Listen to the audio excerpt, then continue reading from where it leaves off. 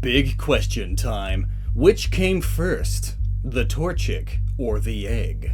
If you believe Arceus created all Pokemon, then the Torchic came first, having been created by Arceus. If you believe all Pokemon are the evolutionary descendants of Mew, then the egg came first, laid by a Pokemon very much like, but not exactly the same as, a Torchic. So, which is it? Fortunately, the Pokemon series sidesteps this entire... Well, there goes my attempts at a dramatic intro. As if this shirt and necklace combo didn't ruin it already. Fortunately, the Pokemon series sidesteps this entire question by simultaneously saying that both answers are right. At least some of the time. With Arceus and Mew both existing as viable explanations for the origin of Pokemon. But how can both explanations be correct? How can Arceus have existed before any of the other Pokemon, yet Mew is the common ancestor of all Pokemon? Which came first, Arceus or Mew? Well, here's the most commonly accepted, but technically theoretical, answer. Today's video is brought to you by an original brought to you by idea. That's right, are you tired of the humdrum sponsor? Well, you're in luck, because today we're going to be giving you a tasty treat. That's right, it's us! We're the sponsor that you already like! Do you have money? Do you want to not have the money? Well, we can help, and heck, we can give you a t-shirt for absolutely the price of a t-shirt. Look at how cool this is. I know, right? How do we stay in business just giving out shirts for the price of shirts? Especially shirts as awesome as these. They're soft. They're generic. We had things printed on them. There's even high-quality vinyl stickers and iron-on patches. Weird, right? But that's right, you can go to Gnoggin.net and give us your credit card information or PayPal deets, and in exchange, we'll give you exactly what you had in your cart. It's a revolutionary system. We call it online shopping, and I invented it. So be sure to send complaints to any other online shops that stole my idea. Also check this out, Black Friday sale! Wow, there's never been a Black Friday sale on this website before, and I invented it. In the beginning, there was an egg that hatched an Arceus, and thus Arceus created all of the Pokemon that it is specifically credited with creating.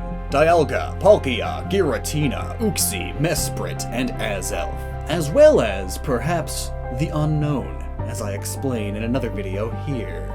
The theory suggests that Arceus' last creation was Mew, and that Mew was designed as a sort of seed of DNA potential that would be able to evolve into a multitude of species. Since Arceus is said to have created Pokemon from itself, you could even argue that Mew contains the DNA of Arceus and its other creations. But while that solves the beginning of time, what about everything afterwards? What about the other mythical or legendary Pokemon? Well, they're in sort of a gray area. Sure, Arceus created the Creation Trio, and the others we already mentioned, and yeah, Mew did evolve into all naturally evolving Pokemon, we get that, but the rest of the legendary Pokemon seem less explained? Some are easy, especially the artificial ones. Ho-Oh made Raikou, Entei, and Suicune. Regigigas made Regirock, Regice, and Registeel. Humans made Mewtwo, Genesect, Type Null, and Magearna. Deontay mutated from a Carbink. Deoxys mutated from a virus, though not like a Pokemon virus, just a regular, non-Pokemon space virus. Note to self, where did the non-Pokemon things like viruses, bacteria, and plants come from? Arceus? ? And then there's the Ultra Beasts, which we can disregard as they come from another dimension entirely. One that may or may not have had its own version of Arceus, though an Ultra Beast Arceus would be pretty awesome. But all of what we've mentioned so far is just a fraction of the legendary Pokemon. The origins of most aren't really even explained.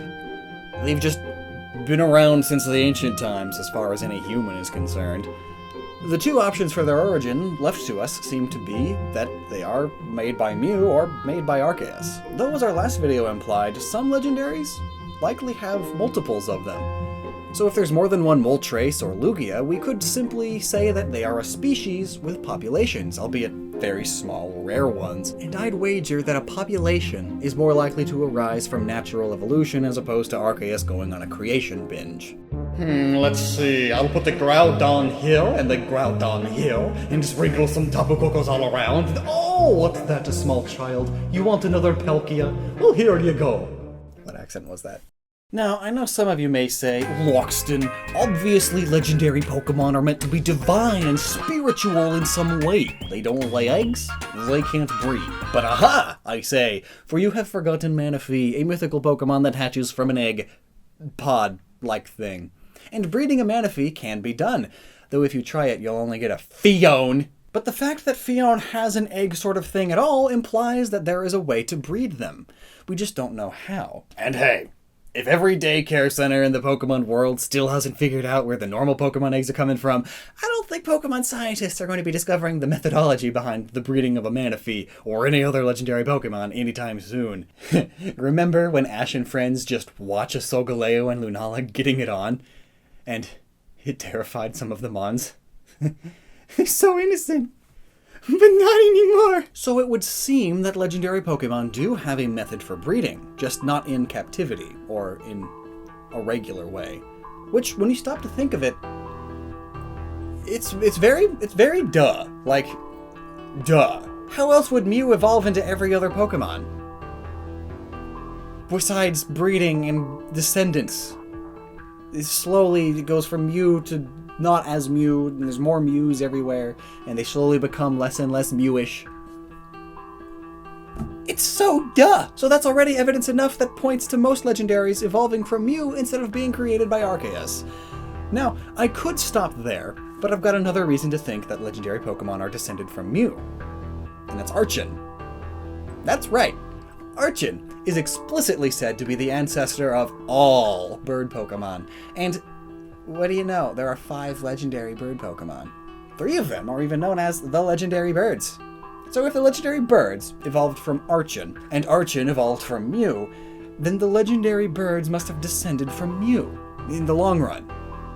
And if that's true for these, perhaps it's true for most of all the rest of the legendary Pokemon. So with all that in mind, here's what I think is the most logically consistent timeline. First, Arceus creates its Pokemon, the last of which is Mew. Mew then goes to Earth and starts getting it on everywhere, constantly. That's its life. And over time, it evolves into many different Pokemon. But some of the first ones that they evolve into would be considered mythical or legendary to us. It makes sense for the Mews to evolve into similar Pokemon before dissimilar Pokemon, right? Celebi, Jirachi, Manaphy, Shaman, Victini, Meloetta, and Marshadow are what you could possibly say are some of the earliest evolutions of Mew. The Mew derivatives, if you will. After that, you may have had a beastly, ancient era of Pokemon with legendaries such as Groudon, Kyogre, Regigigas, etc. And perhaps this evolution was guided. They are from Mew, but they are guided by Arceus. Then, just millions of years later, would Pokemon evolve the more mundane form of reproduction. And that would give us Anorith. Anorith is an interesting Pokemon, as it's technically considered a sort of proto-Pokemon, though what this means isn't well defined. This may be because of Anorith's unique distinction of being the earliest known Pokemon to evolve and use the known method of reproduction in eggs. Perhaps at some point, legendary evolution gave way to this more mundane system of life that could more reliably reproduce than the rare and mysterious ways that they had done prior. This lines up well with Anorith's conception, being a mirror of the Cambrian explosion, where diverse body shapes first showed up in animals. Now, I do want to mention that the biggest hole in this idea is that the mysterious legendary method of reproduction must have somehow re-evolved for the legendary birds. But there's actually a term for that in evolution biology: convergent evolution. It's happened many times with venom, and there was that bird that recently made headlines. It went extinct forever ago. It just re-evolved itself. Anyway, those are the reasons I think it may be possible that all Pokemon, even legendaries, aside from, Arceus and the Creation Trio and the artificial Pokemon, evolved from Mew in one way or another. So Arceus just created the universe. No big deal. Mew created all the Pokemon. Getting it on all the time.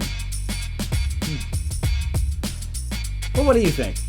Let me know down below, and special thanks to the folks at Game Theorem who helped research this episode. Check out their podcast on iTunes or wherever you get podcasts, and as always, never stop using your noggin.